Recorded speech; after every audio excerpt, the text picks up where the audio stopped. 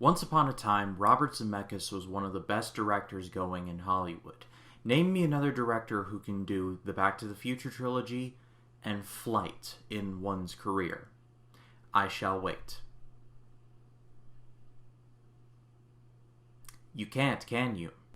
Despite Zemeckis' many successes, there have been some, quite frankly, very weird chapters in his career. And the movie I'm covering today, The Polar Express, kicked off a very weird chapter in Robert Zemeckis' career where he became very obsessed with motion capture, kind of like what James Cameron is nowadays. I had not seen The Polar Express for a very long time, so going into this, I had no idea what to expect. And yeah, this movie is pretty much a mixed bag.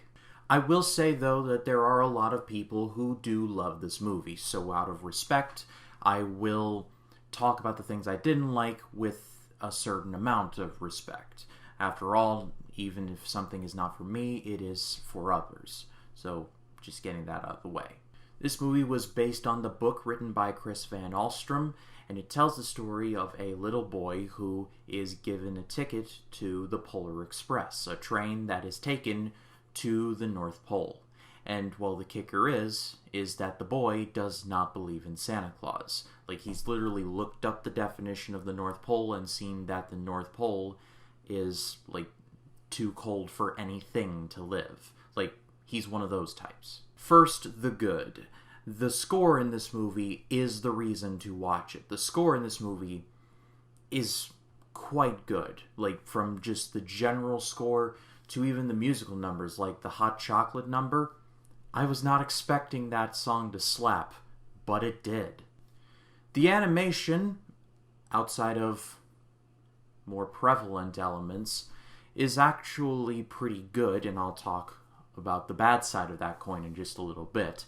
But when it's just focused on landscapes or the North Pole itself, it's great. I think The Polar Express has one of my favorite depictions of the North Pole that I've ever seen, right up there with Santa Claus. And I can't hate any movie with Tom Hanks in it, especially considering that he played like 12 of these characters.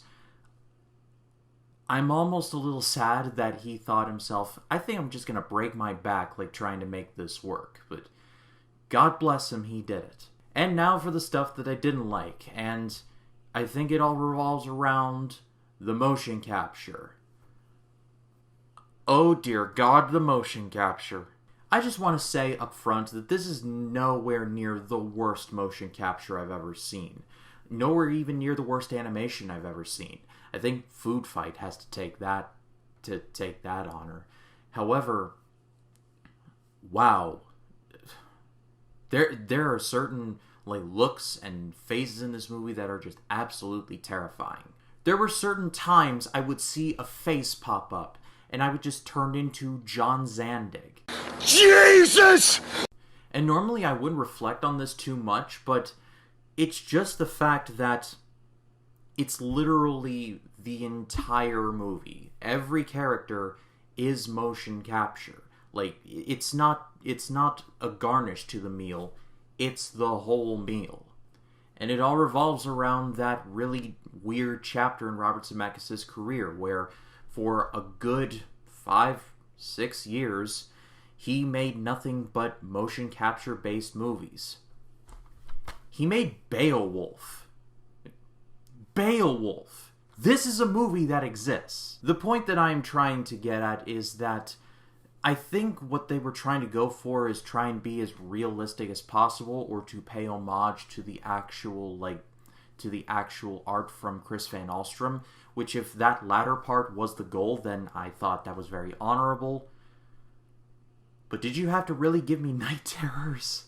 Also, there are times in the movie where I felt like they were trying to be a little too whimsical. They were laying it on thick a couple times.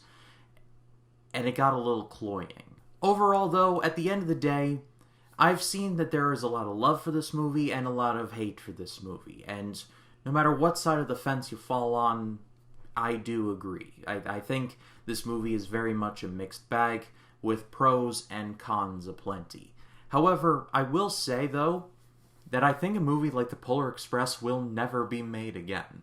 So in that regard, I think this movie should be held up as a rare find, because I don't think anyone's going to be making a movie like this for a very long time.